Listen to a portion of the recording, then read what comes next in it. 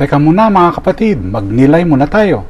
Alam mo ba na ang Super Ball, isang laruan na naimbento noong 1960s, ay gawa sa isang espesyal na polymer na tinatawag na Zektron at kayang tumalbog ng halos 90% ng taas ng bagsak nito. Kahit ilang ulit mo itong ihulog, patuloy itong bumabalik, mataas, mabilis, at tila walang kapaguran. Sa Ebanghelyo ngayon, tinatapos ni San Juan ang kanyang sulat sa isang paalala.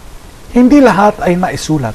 At kung isusulat lahat ng ginawa ni Jesus, hindi magkakasya sa mundo ang mga aklat.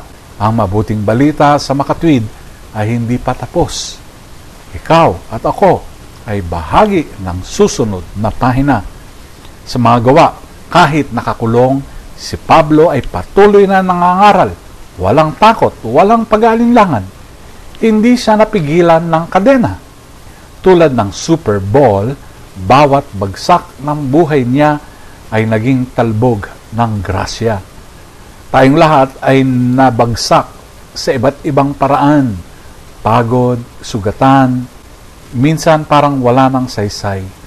Pero kung hahayaan natin ang Espiritong Banal na ang bumalot sa atin, tayo ay muling tatayo.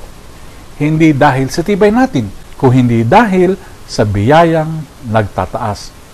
Maging tulad ng Super Ball, bawat bagsak ay paanyaya sa bagong pagtalon kasama ang Diyos.